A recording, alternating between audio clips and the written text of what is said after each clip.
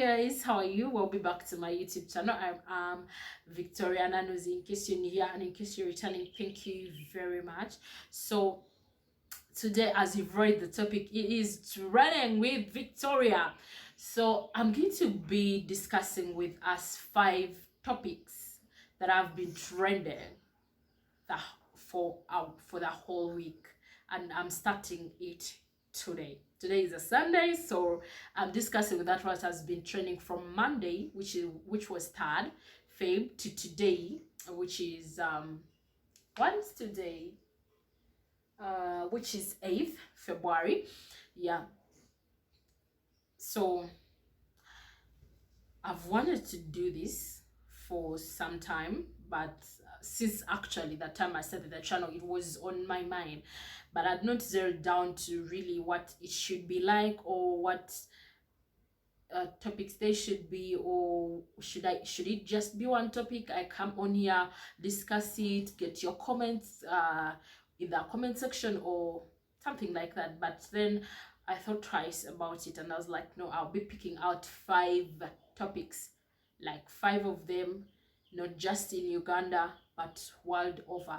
So because it is not just Uganda and it's world over, we're going to, it's not easy, like it's not easy for me to pick out this or that, but I've tried my level best to pick out those that I know,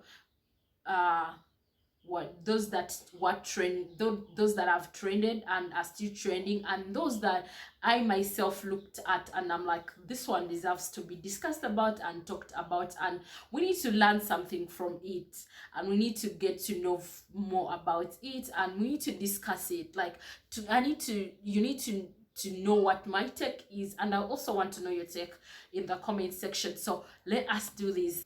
So the first topic is coronavirus. Coronavirus has been trending for like 2 weeks, and it's not like trending for the right reasons. It's not like it is nice or anything is good with it. It is killing people. By the time I came on here, I think like about 800 people or 800 cases had been reported of death in China. That is how bad it is. And then other cases of people in different countries, and in China, many of them are in China, but there are also others in other countries. Though in African countries, we've not yet had any case of coronavirus, but they are doing all their level best to make sure that in case it comes, they are ready for it. And we pray it doesn't come, and we pray they find the cure for coronavirus. Apparently there is no medicine, but they are giving people some drugs, that they are alternative drugs that they are giving to people as they are trying to find out what the right medicine to use. And one of the things that you should know about this virus is it is caused, like how other people get it is by direct when you touch someone who is having the virus. So when someone has the virus, you have to be away from them, because when you touch them, you'll get the virus. That direct contact with someone who is having that disease. Then the other way is when you touch an instrument that has the virus, you automatically get the virus. That is how it is. When someone is having flu or is having cough, and they are infected, it is spread as well. So such people have been taken away for every case. Such cases, people have been taken out from public and been put in safe places as they are being treated. That is in China. Like in Africa, what people are doing is, when someone comes back from China, or actually even from another country, because it has spread in the West, yes, though there are just a few cases here and there, but it has spread. So when people come back, they are quarantined. There is a quarantine that is like, for example, in Uganda, they've so far quarantined 100 people. I hope I'm saying it properly. I'll put for you the spelling here. Quarantine, yeah, quarantined people. They've put them somewhere for checkups to see that they don't bring that disease in, and that is what other African countries are doing. Then the other thing that has been done that African countries have not done, people in the other Western countries have picked their people who are in China and taken them back. But in our countries, people are saying people are fine. Like, for example, in our country, they said the Ugandan citizens who are in China are fine, but we hope that is the truth. But they need to come back so that they to come back to their country so that they feel that safety, because I know it is not easy. Like, you're hearing someone next to you is having it, and then they are inside, they are locked indoors. Like, it is not good. Some of the symptoms of coronavirus is flu, then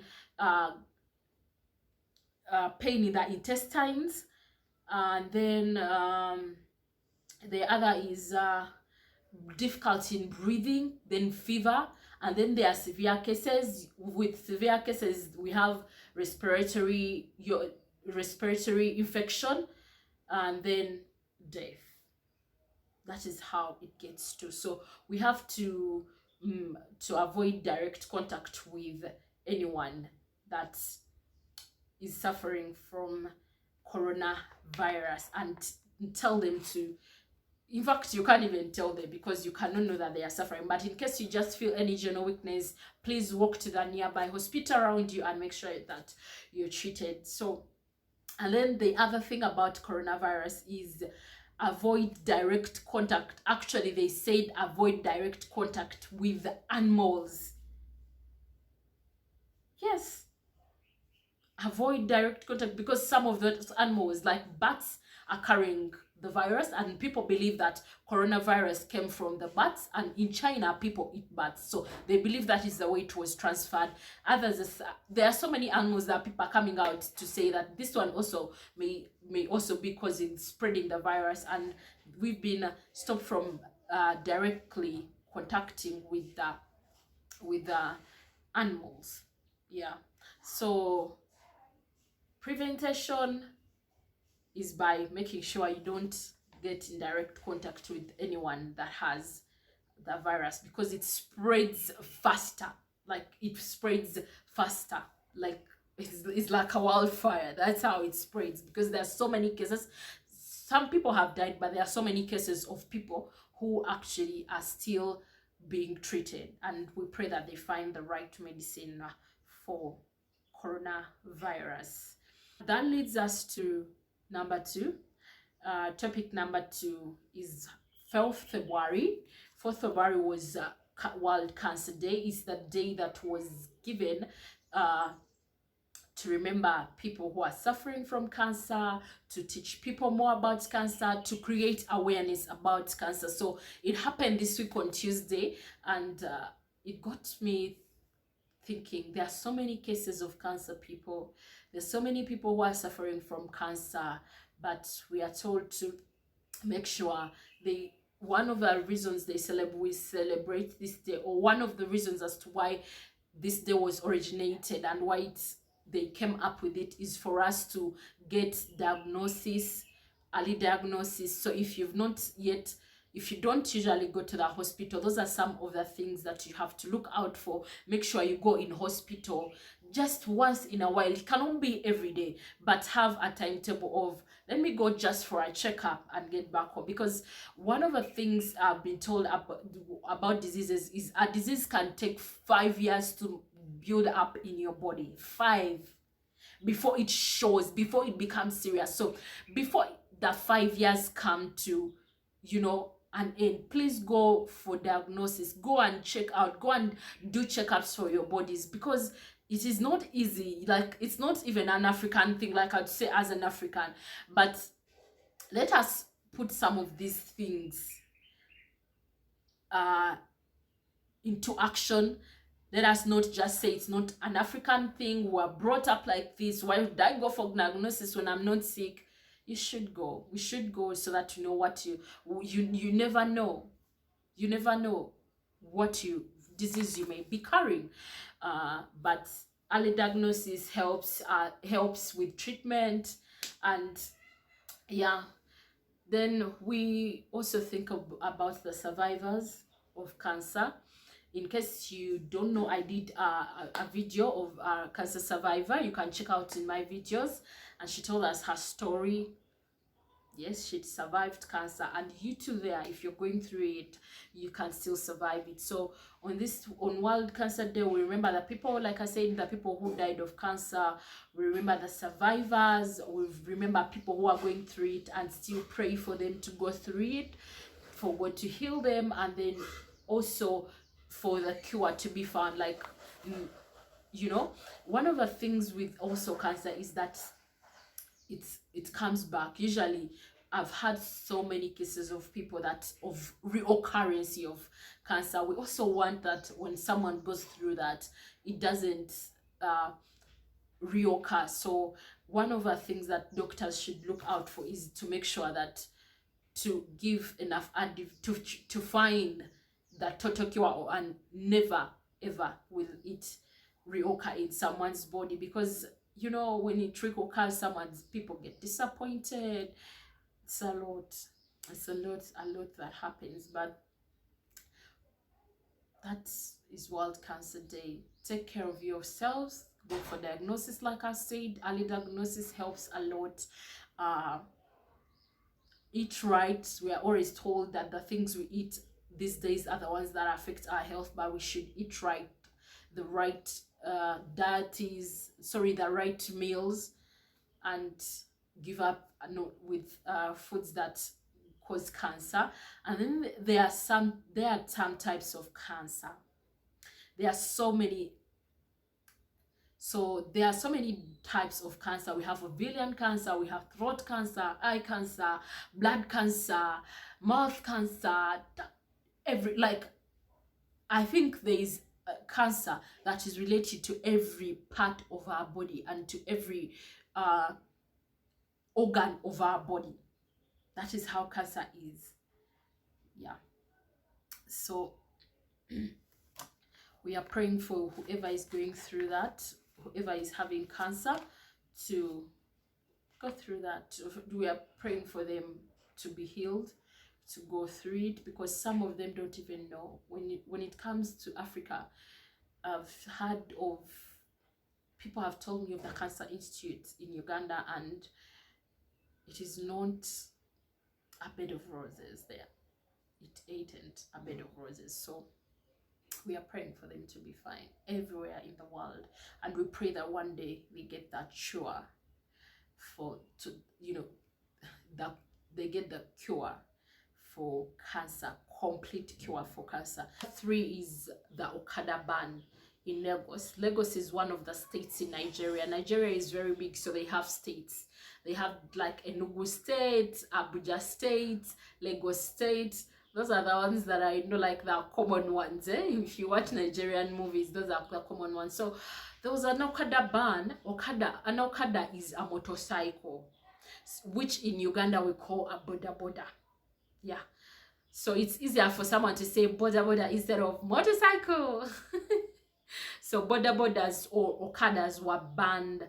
Commercial boda bodas or Okadas were banned in the city of Lagos start at the beginning of this week, and that caused a lot of chaos, a lot of people coming out to give their opinions on it, a lot of people coming out to say that was a wrong move, which I also think was a wrong move. And you people are, even in Uganda, that our capital city, Kampala, the Kampala Capital City Authority manages Kampala capital city, wanted to do that at some point. Maybe they will do it, but now it's time they learn from Lagos, because has been a lot of jam since Monday, as in there's been a lot of complaining of why would they do that. Then to some people it was great news, because I saw an advert of people advertising water transport. It gets you quicker to wherever you're going to in Lagos, and then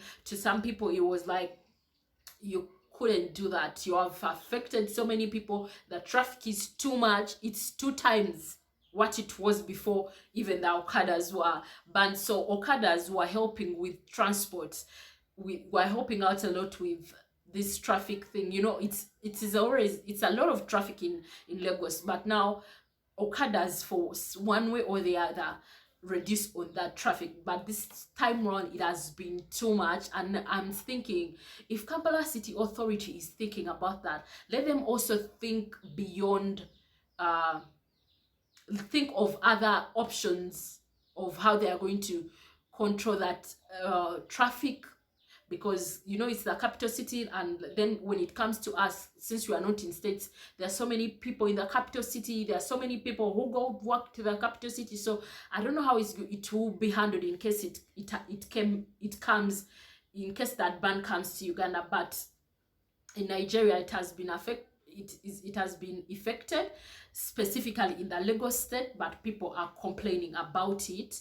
And I think the governor of that state of Lagos should look through it and give people other alternatives apart from water transport, because some people have fear for water transport. Me personally, I fear water, like that kind of transport. So some people are like, why would I use water transport? So people will end up getting to work late, will end up not, you know, not some even not going to work at all. Because if you're coming from the farthest area and you have every day you have been using an Okada from your home to maybe where you have to board from, then to your work of place, then some people are left out. And then also thinking about that, people who have lost jobs, like I said, Nigeria has states. So someone has grown up in Lagos, everything they know is Lagos, and then they're being told you don't have a job anymore, as in your border or your Okada or your motorcycle is for commercial. You use it for commercial purposes. So because you're using it for commercial purposes, you're not working anymore. This is an industry, by the way, that employs a lot of youth that have families to feed, that have people to take care of, you know. So personally, I think that was a wrong move. And government and the Lagos city, the Lagos state, the Nigerian government and the Lagos state should think about the way forward. What options are they giving to people before this? Are they coming up with other types of roads apart from road transport? Are they thinking of flyovers? I think these are things that they should have thought about before actually effecting that ban. Yeah. And then they should have thought about how people are going to be, like how people are going to get other jobs, people who have been doing this business. What advice are they giving them to? Where are they sending them to now? Then that leads me to number 4, which is students in Uganda reported back to school on Monday 3rd. Was opening day for school in Uganda. In Uganda, it's a little bit different. I follow so many people from other countries, and usually they start school immediately after first of the year. But in Uganda, we start school after January. Yeah, so school starts in February in Uganda, in case you didn't know, or in case you're watching this and you're not from Uganda. In Uganda, school starts the school calendar starts in February and it goes on up to December, with it having holidays and all those other things, but it starts in February. But other calendars of other countries start in January and they still go on. So what go on up to December, what differentiates is that time they get holidays and all those other things. They are totally different, but otherwise our school calendar is different from most of the school calendars worldwide. So when school started, and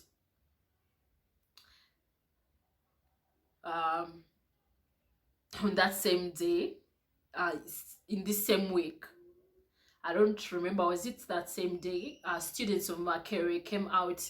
Students of Makerere who have, so school started, and then as students were going back to school, and so school started, and as students were going back to school, these Makerere students came out with the What Next campaign.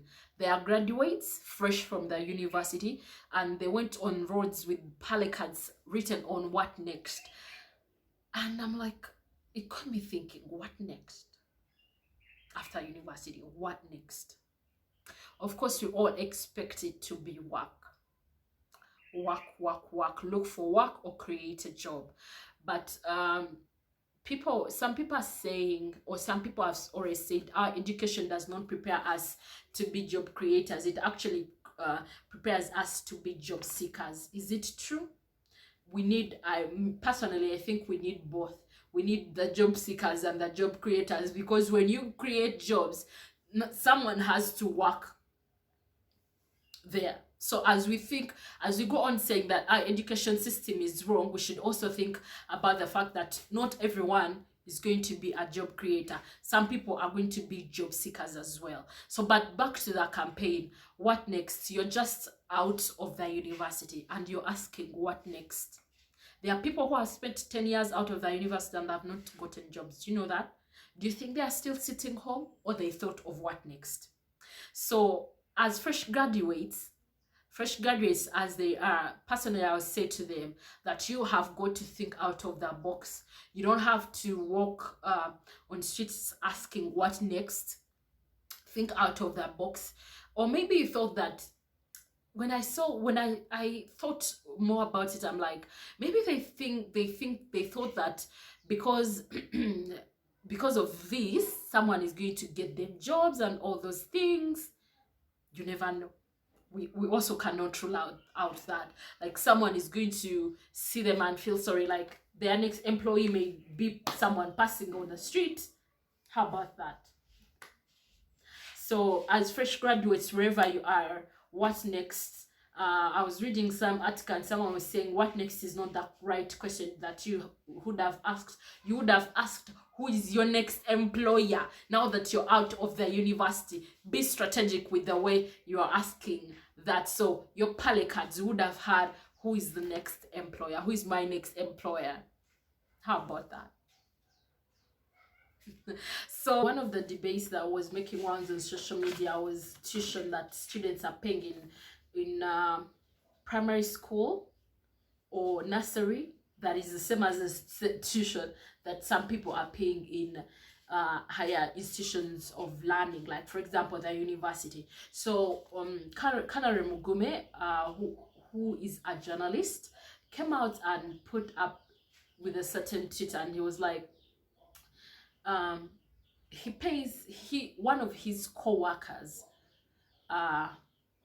paid 1.5 million for a child in kindergarten, and he is also paying 1.5 million for a brother who is, for a sibling or a brother or sister who is in a university somewhere. And he's like, to him, he was wondering, like, and he asked for people's opinions, and so many people gave their opinions about that. And in some of the comments, people talked about like kindergarten shapes your child, so you have to pay the 1.5 because it shapes your child. Or others are like, we are buying accents. Like, they are buying accents, so for someone to have this nice accent, they have to pay 1.5. And I'm like, do you have your accent because they pay for you that money? In that, you know, we all have accents that we have, but I don't think we have the accents that we have because they pay for us certain ridiculous amounts of monies in our kindergarten schools, you know. And then it also got me thinking that we are different, and these 5 hands are different. So to me, paying 1.5 million in a kindergarten may be a no-go area. And then to someone it is like, yes, I believe when I pay so much this child for so much, a lot of this money in kindergarten, my child is going to get everything they need. And yet still, when you also do not pay that amount of money, they still can get what you want them to get, or what they have to get from education. So it is about what you can afford at the end of that day. That is truthfully my view. If you can really afford this t-shirt, then go ahead and pay it. If you feel like your child should be in such a school, go ahead and pay it. If you feel to you your child, you cannot get all that money and invest it in your child, it is also okay. So the last but not the least is female genital mutilation, or genital elongation. Yeah. So the minister of gender and culture in Uganda, Miss Mutuzo Peace, came out to say that elongating the clitoris or the labia or your genitals is actually female part of is female genital mutilation as well. And she said that any student or any matron that will be caught telling students that they should do this, they will be actually imprisoned. And she actually said that this is a practice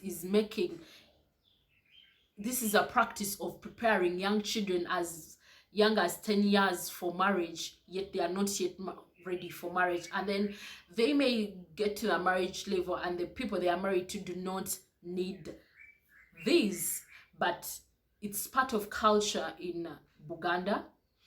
And then some parts of Uganda, where the female genital mutilation that is carried out is actually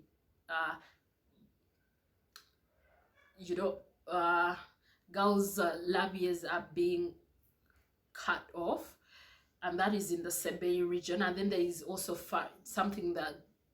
pharaonic that is carried out in Kapchora, which are all not good practices.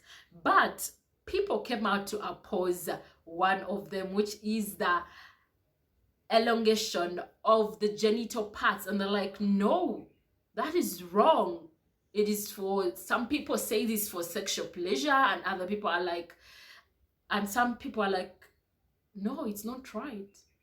But and then some minister came out to tell her that we all came from the bush, so people, that the government she's serving came from the bush, and that means that people still need to visit the bush. And then another one came out and to say that it is a cultural practice that cannot be tampered with. And then people are like, but also cutting of the labia by the Sebe was a cultural practice. Should we say that it is right?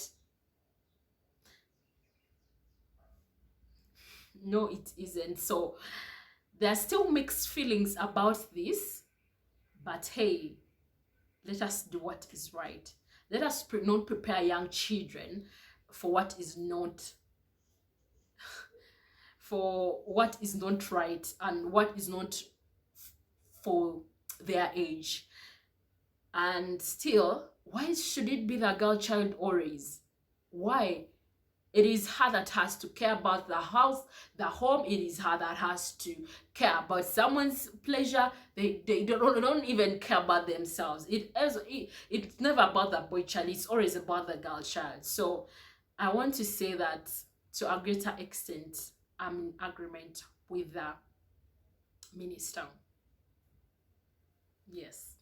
So those have been my 5 topics of the week. See you next week. Same channel, Victoria Nannozi's channel. Remember to subscribe. Thank you. See you.